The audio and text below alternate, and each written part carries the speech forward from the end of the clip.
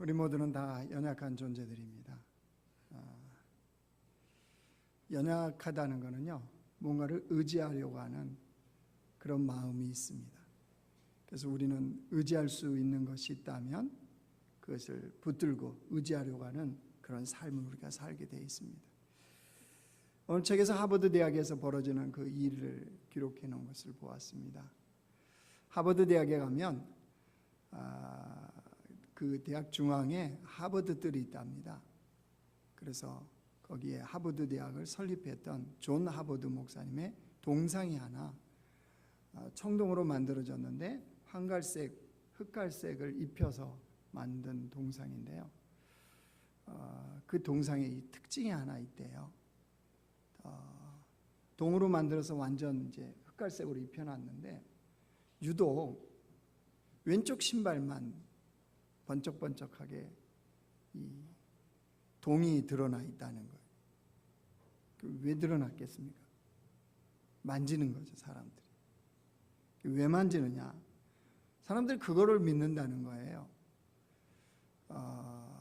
그 동상에 발을 만지면 훗날 자녀가 하버드 대학에 입학하는 이런 전설을 사람들이 믿는 거죠. 미신적인 겁니다. 그런 것도 의지하고 싶어 하는 거죠. 그래서 와서 하버드 대학을 방문하는 사람들이 하는 행동이면 행동 속에는 두 종류가 있답니다. 정말 그걸 믿고 거기 만지는 사람들, 이런 사람이 한 종류고, 또 한 종류는 그냥 재미로 손을 얹고 이렇게 사진을 찍는 이런 사람도 있다는 거예요. 어느 날 동행의 한 중년 부인이 와서 거기 신발이 아니죠, 그 발에 신에 손을 딱 얹더니 동상이에요. 그 여인이 눈을 딱 감더니 주여 그러더랍니다. 뭐 어떻게 된 거예요, 이거는? 도대체 누가 도와달라는 거예요? 그러니까 아마 이 중년의 여인도 자신의 자녀가 하버드에 들어가는 이런 일을 보고 싶었나 보죠. 뭐 그런 마음 충분히 있을 겁니다. 근데 그걸 만지면서 주여 했다는 건 무슨 말이에요? 이는 믿음과 이 미신이 이렇게 혼합된 신앙인 거죠. 이건 정말 위험한 겁니다. 자신의 삶에 도움이 된다면 하나님도 또 미신도 우상도 자기의 삶에 다 도움을 받는, 부탁하고자 하는 이런 마음, 이게 혼합 종교예요. 혼합. 이게 혼합된 신앙이 가장 위험한 신앙입니다. 근데 우리의 믿음의 연약함이요, 또 우리도 역시 그렇게 드러날 수 있다는 거예요. 우리의 삶에 내가 믿는 바, 또 내가 확신하는 바, 이런 것들을 가만히 여러분 한번 보십시오. 얼마나 하나님을 믿으면서도 우리 삶에 미신적인 요소가 되게 많이 들어와 있는지, 또 우리는 그거를 믿는지, 이게 참 우리 자신들을 잘 한번 보십시오. 그만큼 우리가 연약하다는 거예요. 혈액형 미신이 있는 거 아세요? 대한민국에? 무슨 행동하면 걔는 O형이라 그래서 그래. 여러분, 혈액형 O형들은 다 그렇게 행동하나요? 그 사람만 그런 거예요. 되게 많이 써요. 교회 안에서 제가 많이 들어봤어요. 특별히 여집사님들. 대화하는 거 보면 걔는 AB형이래잖아. 그거 무슨 관계가 있어요? 여러분, 과학적인 증거가 아무것도 없습니다. 혈액형에 따라서 성격과 기질이 다르다는 거 아무런 과학적 증거 없어요. 근데 알고 나면 이거 못 쓸걸요. 이 혈액형이 걔가 이래서 이래 그런 거. 외국에서 동양 사람들을 비하하기 위해서 사실 혈액형 이거를 이렇게 전파한 거예요. A형은 어떻고, 뭐 AB형은 어떻고, O형은 이거를 만들어낸 건데 우리는 그것도 모르고 그냥 맞는 것 같아. 그래서 그냥 쉽게 쓰죠. 다시 얘기해 드립니다. 혈액형 미신입니다. 이랬는데 제 앞에 또 쓰는 사람이 있어 보세요. 병원에서도 있는 것 같아요. 사자라는 숫자를 안 씁니다. 병원에서 123F5 왜 4를 안 쓰나요? 이것도 일종의 미신이에요. 미신. 미국에서는 13호실이 없답니다. 병실에. 왜 그죠? 13일에 금요일. 영화 아시죠? 그래서 13호실이 없는 곳이 많다고 그럽니다. 사람들 마음속에 조금이라도 영향을 받는다 그러면 멀리하고 싶어 하는 거예요.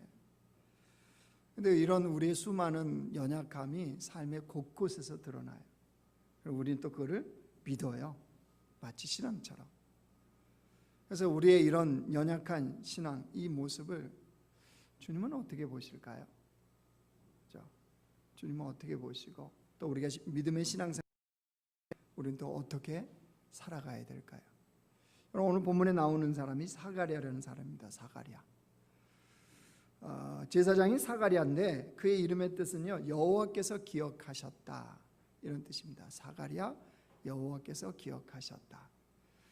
아마 그의 부모가 하나님께서 기억해 주시는 인생이 되었으면 하는 바람으로 이런 소망을 담아서 이름을 사가랴라 이렇게 지었겠죠. 자, 이런 사가랴가 성경에서 어떤 사람이라는지 소개하는지 좀 보십시오. 5절 한번 가보실래요? 유대왕 헤롯 때 아비야 반열에 제사장 한 사람이 있었으니 이름은 사가랴요. 그의 아내는 아론의 자손이니 이름은 엘리사벳이라.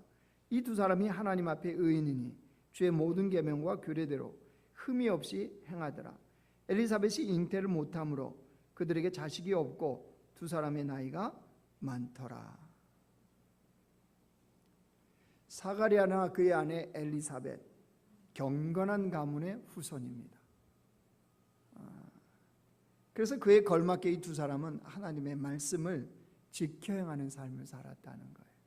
하나님은 그런 자를 하나님 앞에 의인이다 이렇게 말씀하십니다. 자, 그렇다면 이들이 이렇게 경건한 가문의 후손이고 하나님 말씀을 지켜 행하였는데 그들의 삶에 문제가 하나 있잖아요. 자식이 없다는 거예요. 그렇다면 이 두 사람은 이 문제를 가지고 어떻게 했겠습니까? 당연히 사가랴나 엘리사벳은 이 문제를 두고 하나님 앞에 기도했을 겁니다. 경건한 가문에 속하고 주의 말씀을 지켜 행하는 사람이었기 때문에 아마 한순간도 이 기도를 멈춘 적이 없었을 겁니다. 그런데 이들이 이렇게 기도하자 하나님의 어떤 응답을 하셨냐면 13절 보세요. 천사가 그에게 이르되 사가랴여 무서워하지 말라. 너의 간구함이 들린지라. 내 아내 엘리사벳이 내게 아들을 낳아주리니 그 이름을 요한이라 하라. 사가랴와 엘리사벳의 기도를 하나님이 들으셨다고 그랬습니다. 그래서 아들을 낳을 건데 이름을 요한이라 해라. 이 말씀에 세례 요한 얘기하는 겁니다. 자, 그렇다면 이런 하나님의 응답을 받았으면 사가랴의 반응이 어떠해야 됩니까? 여러분이 만약에 이런 사가랴의 입장이라면 어떻게 반응하시겠습니까? 아니, 모르긴 몰라도 굉장히 기뻐하지 않겠습니까? 나이가 많아서 늙어서 아이를 못 낳을 지경이 됐는데 그때까지도 사가랴와 엘리사벳이 믿음을 가지고 기도했거든요. 그래서 이게 응답을 받았으면 얼마나 기뻐해야 될 일이겠습니까? 하나님 앞에 아마 춤춰야 될 일 아니겠어요? 이게 마땅한 반응처럼 보입니다. 아니, 우리가 그 정도라면 사가랴와 엘리사벳은 더 놀라운 반응을 아마 나타내야 지극히 정상처럼 보입니다. 현실은 그게 아니었다는 사실이에요. 18절 보실래요? 사가랴가 천사에게 이르되 내가 이것을 어떻게 알리오? 내가 늙고 아내도 나이가 많으니이다. 여러분 어떻게 보이십니까? 이게 더 리얼하게 한번 보겠습니다. 메시지 성경 한번 보여주실래요? 우리 같이 한번 보겠습니다. 제가 읽을 테니까 보세요. 메시지 성경입니다. 사가랴가 천사에게 말했다. 그 말씀을 믿으라는 말입니까? 나는 늙었고 늙은 사람이고 내 아내도 늙었습니다. 지금 전한 그 말을 나한테 믿으란 말입니까? 이렇게 얘기하는 거예요. 여러분, 이 반응을 성경은 뭐라고 그래요? 20절 가보세요. 보라, 이 일이 되는 날까지 내가 말 못하는 자가 되어 능히 말을 못하리니. 그 다음 보세요. 이는 내가 내 말을 믿지 아니함이거니와 때가 이르면 내 말이 이루어지리라 하더라. 사가랴가 이 하나님의 이 응답을 믿은 겁니다.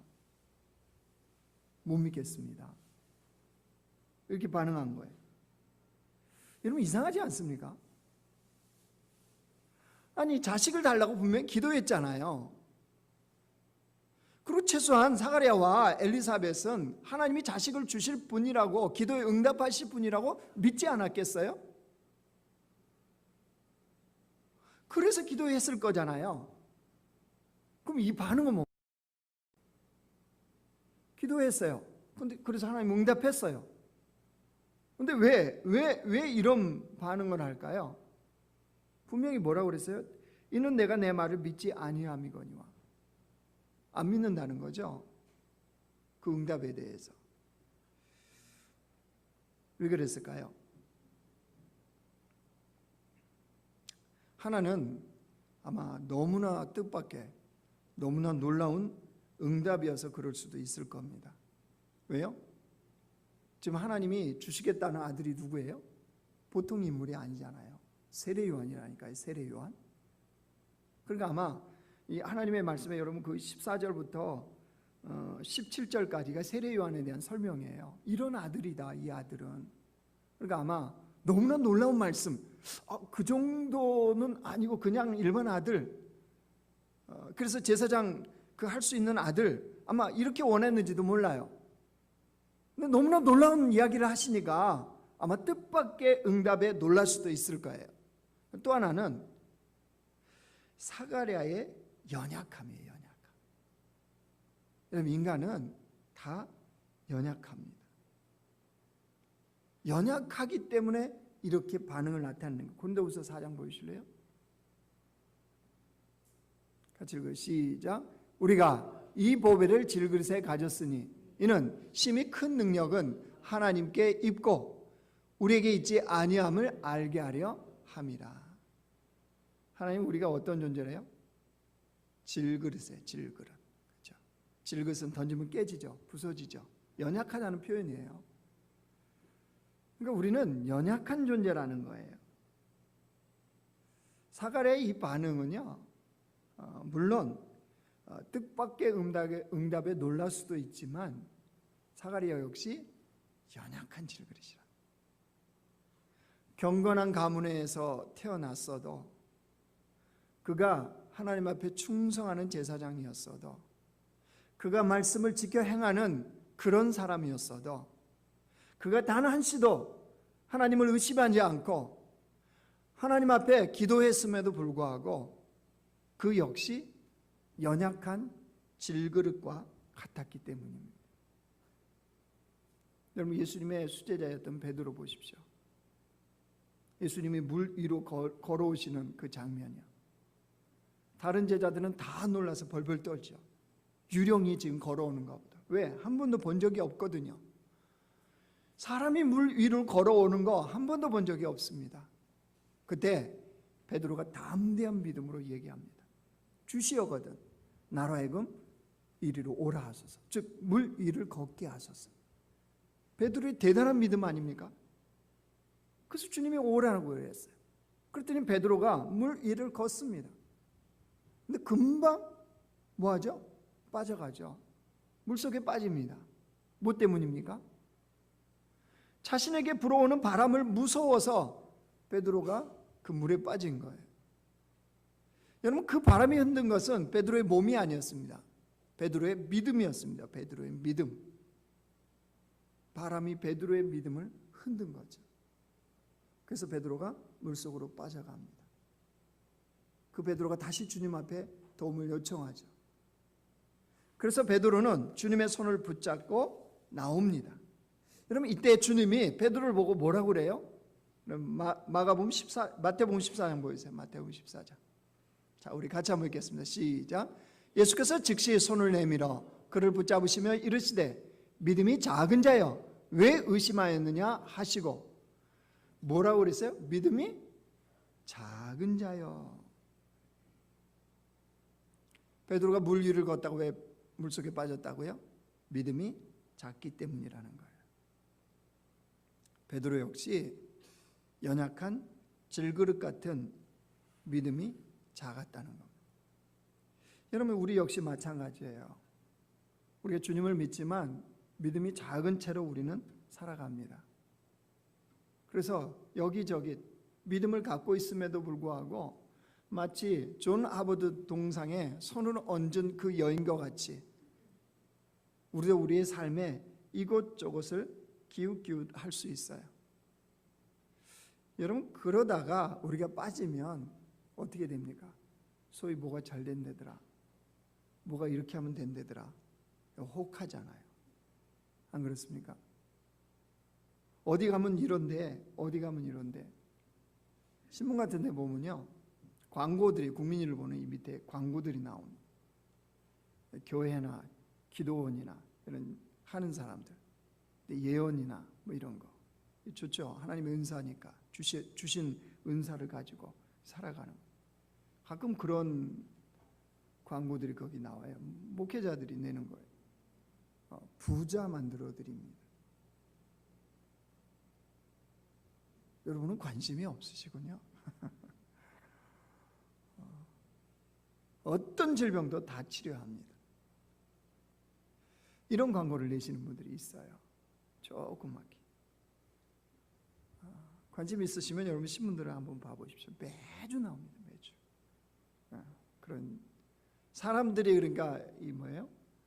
좀 미혹될 만한 그런 은사 자체를 부인하겠다는 건 아니에요. 사람들의 마음이 혹할 만한 이런 광고들이 얼마나 많은지 몰라요. 그러니까 여러분 이렇게 되면 사람들이 어떻게 돼요? 이 복음이 이 번영의 복음이 돼요. 믿음이 도깨비 방망이가 돼요. 그러니까 기도를 해도 애들을 위해서 기도할 때 그런 기도하는 거예요. 머리가 될 망정 절대 꼬리가 되지 말게 해달라고. 그죠?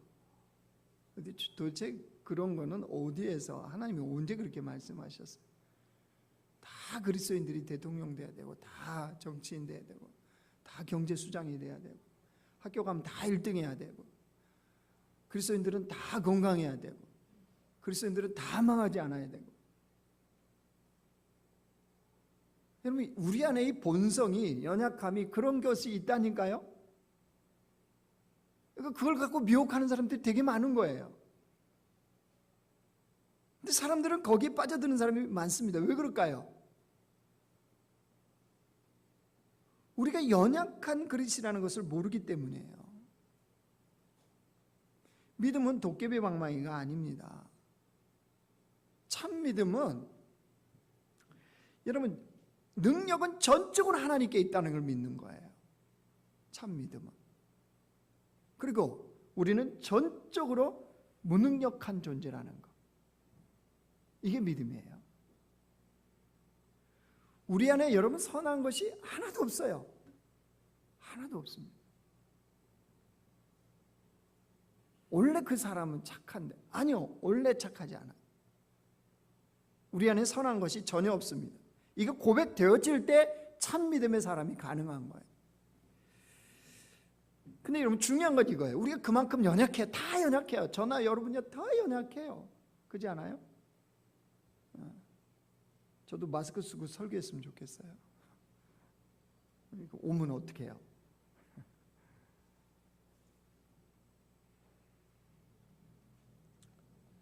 근데 중요한 건 이겁니다. 하나님이 우리 연약함을 다 아세요.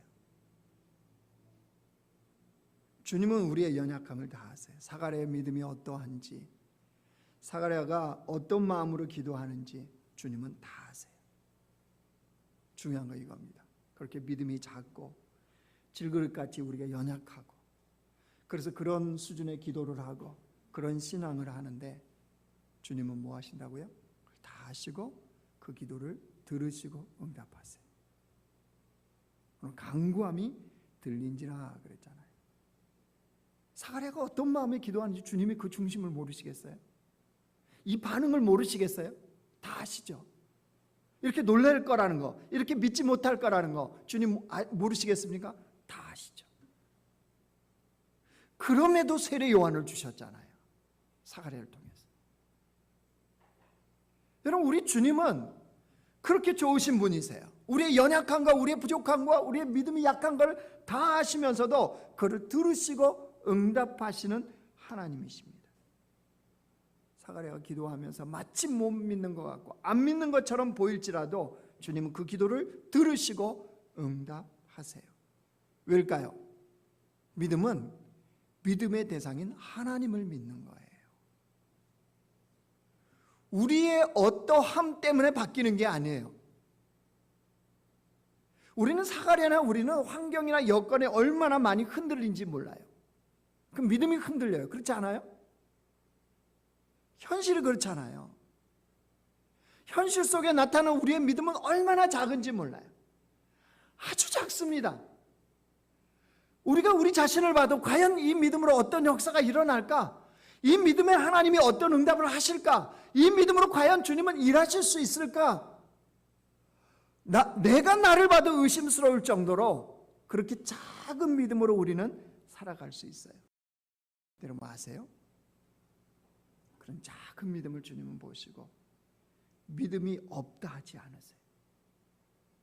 믿음이 작다고 그러시지 믿음이 없다고 말씀하시는 게 아니에요. 우리가 살아가면서 하나님을 믿지만 얼마나 흔들리고 좌충우돌합니까? 그죠? 좌충우돌해요. 우리는 상황이 흔들리고 여건에 흔들리고 어려운 만남에 흔들리고.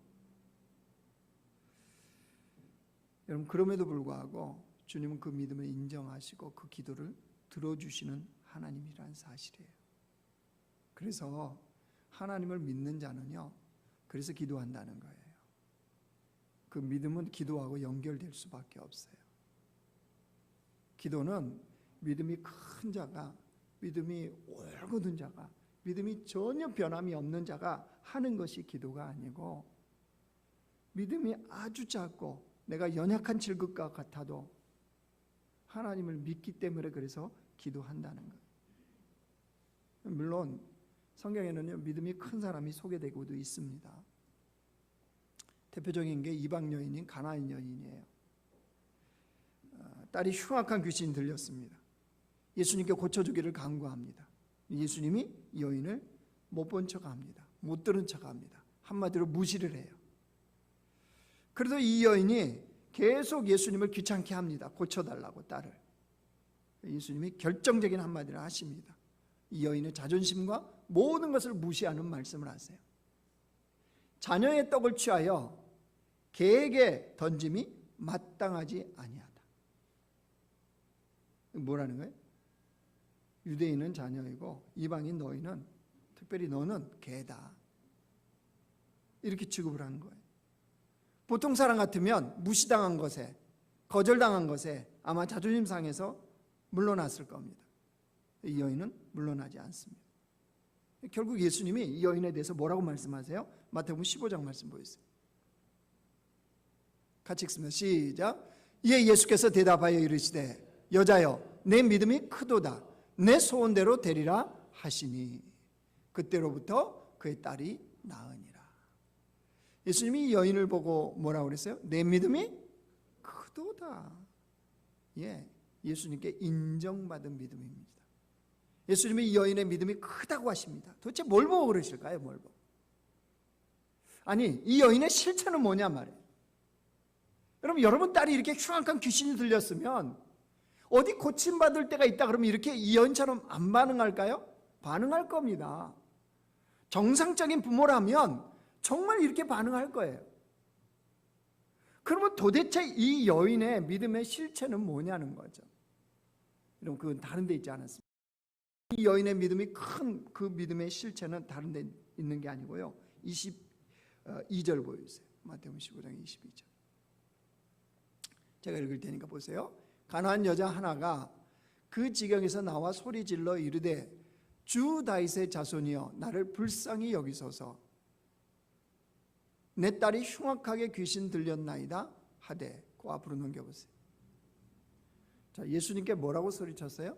주 다윗의 자손이여. 당신은 주 다윗의 자손입니다. 이게 무슨 말입니까? 당신은 하나님의 아들로 오신 분이십니다 라고 하는 고백인 거죠. 여러분, 이 믿음이 크다는 것은 어디로부터 오느냐? 그 믿음의 실체는요, 주님을 제대로 할 때예요.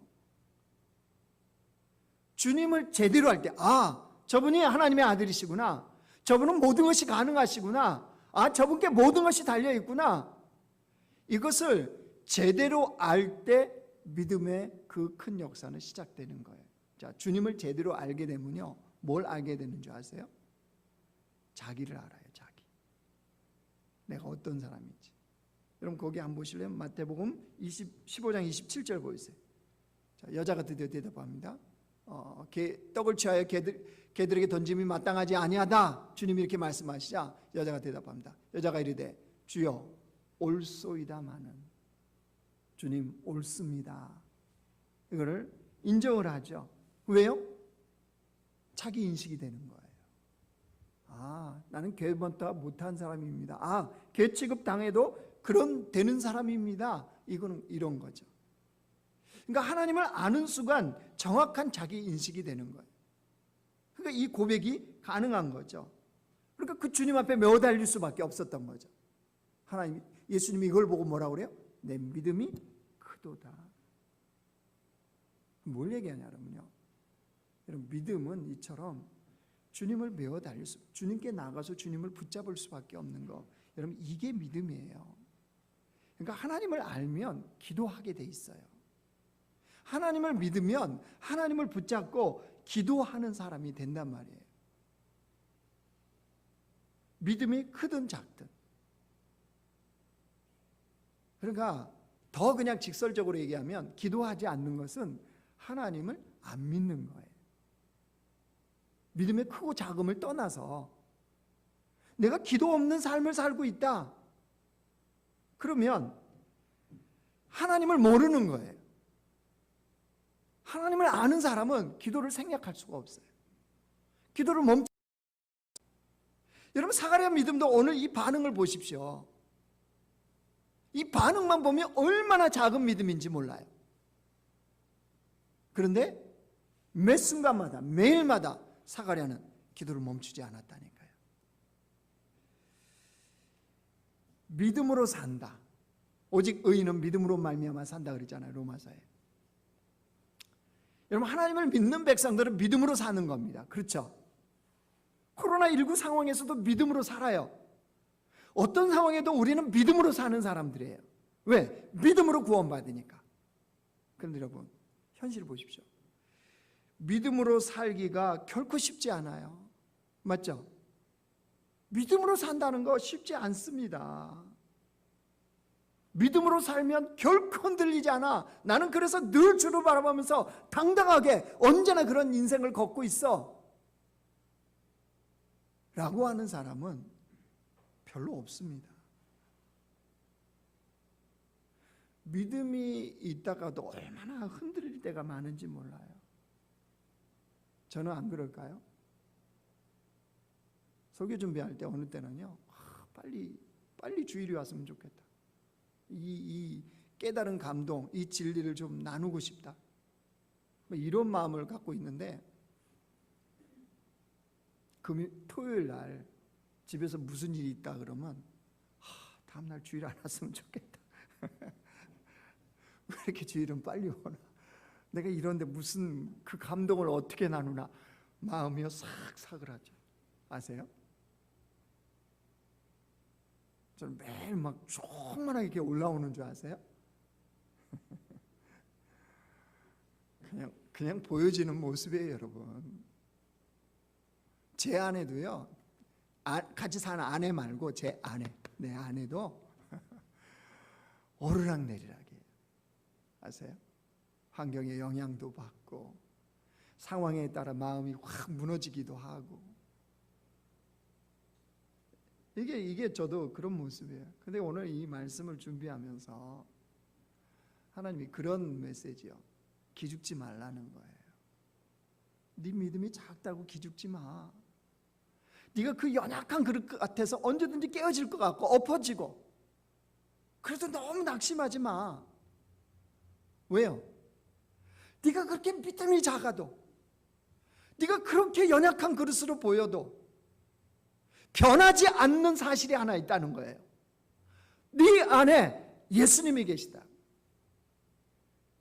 네가 믿음이 작아도 네가 연약한 그릇이고 오르락내리락 깨어질 것 같고 엎어지고 실패해도 네 변화되지 않는 변함이 없는 그 중심에 하나님께서 계시다.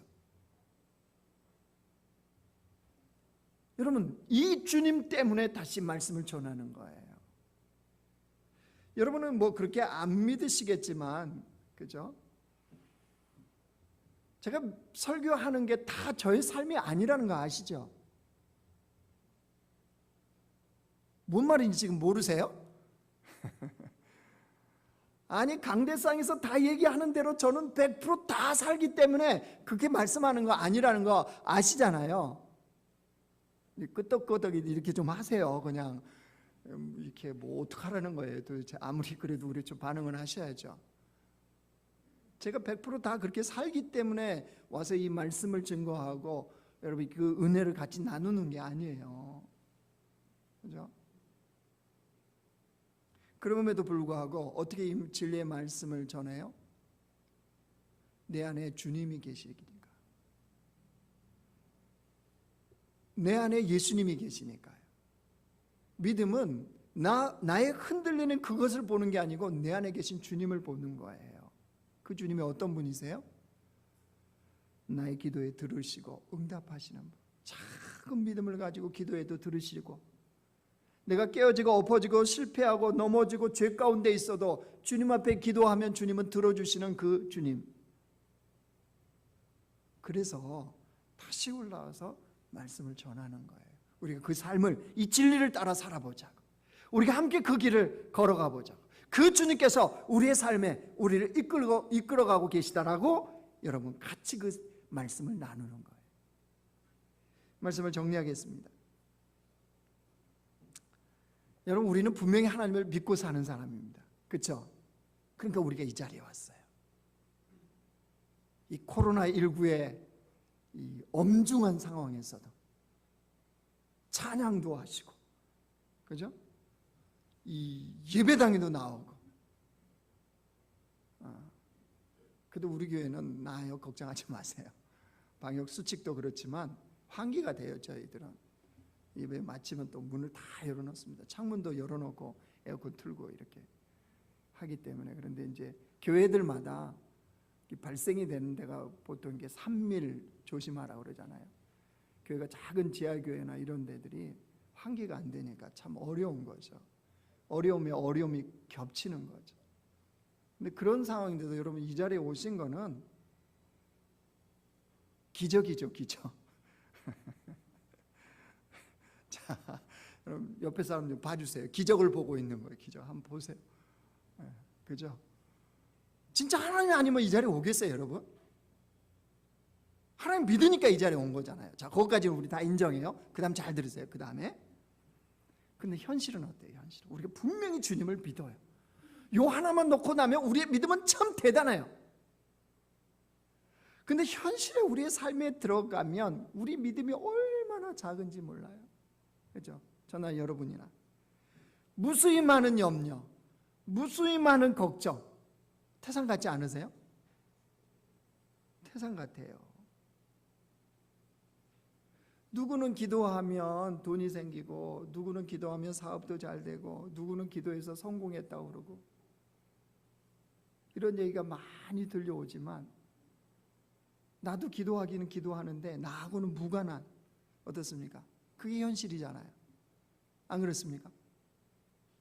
누구는 기도해서 집 사자마자 뭐 아파트가 얼마로 올랐다느니 뭐 이런 이야기도 들리지만 나하고는 전혀, 기도하는 나하고는 전혀 무관하고, 우리 현실은 오히려 걱정과 근심이 태산이에요. 비가 와도 걱정, 비가 안 와도 걱정, 모기가 있어도 걱정, 모기가 없어도 걱정. 기도하는 우리의 통장은 마이너스가 점점 커지고 있고, 그죠? 마이너스 통장이니까. 애들 성적 때문에 걱정. 그렇다고 부모 오라고 기도 안 하는 게 아니에요. 애를 위해서 기도해요. 성적 때문에 걱정. 저는 애가 셋이다 보니까 셋째는 굉장히 자유롭습니다. 제가 일단 저의 마음이 자유로워요. 셋쯤 왔으니까. 너무 자유로운 게 걱정이에요. 이분께서 너무 자유롭게 사시니까 저한테 자랑이 뭔지 아세요? 이분의 자랑은 핸드폰, 스마트폰 딱 가져와서, 아빠 이번 주에 내가 핸드폰 평균 1시간이 이렇게 몇 시간 했다 평균? 이거 보여주고 있어요. 요즘은 넷플릭스인가 뭐 거기에 아주 빠지셔갖고 아주 그거 열심히 보고 계시더라고요. 그래서 막 그 영어로 막 대화하는 게 들려요. 그래서 얘가 영어 공부를 하나? 아니요, 예화 보고 있는 거예요. 저희 딸 학교 수업 틀어놓고 스마트폰 만지고 거기 있어요.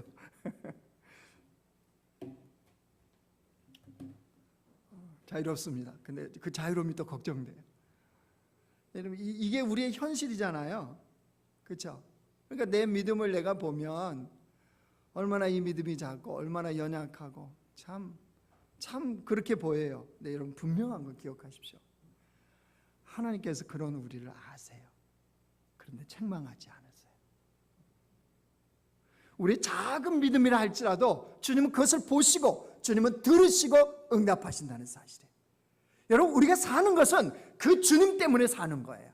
환경이나 여건이나 내 믿음 때문에 사는 것이 아니고, 나의 어떠함 때문에 사는 것이 아니고, 그 변치 않고 우리를 사랑하시고 변치 않고 우리의 신음소리를 들으시고 변치 않고 나의 기도를 들으시는 하나님을 믿고 사는 거예요. 때로는 우리의 믿음이 작아서 간구하는 거 보면 온통 나의 삶을 위해서, 그렇죠, 나의 삶을 위해서 기도해요. 내 가정의 문제, 내 삶의 문제, 온통 내 삶의 문제에 집중해서 기도하는 우리의 기도의 내용일 겁니다. 내가 봐도 내 기도의 내용이 너무나 작은, 믿음이 너무 작은 기도일 것 같아 보일 때가 있을 겁니다. 그래도 기억하십시오. 하나님은 그 기도를 들으십니다. 듣고 뭐 한다고요? 너의 간구함이 들린지라, 이렇게 말씀하세요. 그러니까 여러분, 우리가 믿음으로 일어나는 거예요. 그래서 주님과의 관계를 끊을 수가 없는 거예요. 그래서 우리가 주님 앞에 날마다 기도하는 거예요. 왜요? 들으시기 때문에. 믿음이 큰 가난안 여인과 같은, 백부장과 같은 그런 사람만의 기도를 들으시는 것이 아니고, 믿음이 자꾸 연약해서 엎어지고 넘어지고 깨어지는 나 같은 사람의 기도도 주님이 귀를 기울이시고 들으신다는 사실이에요. 때로는 너무나 삶이 힘들어서 지쳐서 기도할 힘조차 없는 분들이 있을 겁니다. 그냥 삶 자체가 힘들어서 그냥 신음소리밖에 낼 수밖에 없는, 그것이 내가 하나님 앞에 기도가 될 수밖에 없는 분들도 있을 거예요. 근데 주님은 그것조차도 들으세요. 그러면서 말씀하세요. 너의 간구함이 내게 들린지라. 삶이 힘들구나, 삶이 어렵지, 조금만 버텨, 내가 듣고 있어, 내가 알고 있어. 여러분, 이게 주님의 마음이에요. 의인은 믿음으로 말미암아 산다고 했는데, 그 믿음은 우리가 아니에요. 주님이에요. 주님을 바라보고 주님을 보고 주로 인하여 살아가는 거예요. 여러분, 2020년 이제 6월달이 오늘이 마지막 주간입니다. 그렇죠? 7월이 새로운 이제 달로 넘어갑니다. 절반이 끝난 거예요. 2020년이. 우리 자신을 다시 돌아보셔야 돼요. 올해 표어가 뭐예요? 기도, 거룩한 쉼이에요. 그래서 우리 112 기도하자 그랬잖아요. 하루에 1시간을 머물러 있는 기도. 엎어져 있던 내 뭐 딴 생각이 들든 정말 그 하나님을 믿기 때문에 그 믿음으로 주님 앞에 나가는 거예요. 나의 기도의 수준이 어떠하든, 기도의 양이 어떠하든, 내 간구하는 기도의 내용이 어떠하든 우리는 하나님이 나의 하나님이심을 믿기 때문에 주님 앞에 머물러 있는 거예요. 여러분, 이 절반을 보내시면서 어떻습니까? 기도가 진짜 거룩한 쉼이 되고 있습니까? 나는 다른 사람에게 기도가 거룩한 쉼이라고 말할 수 있습니까? 하나님 앞에 머물러 있습니까? 그럼 다시 우리 자신을 주님 앞에 추스르기를 원합니다. 그리고 오늘 이 말씀처럼 나의 간구를 들으시는 하나님이 계시다는 사실, 이걸 깨닫고 믿음으로 다시 일어서는 주의 백성들 되시길 주의 이름으로 축원합니다.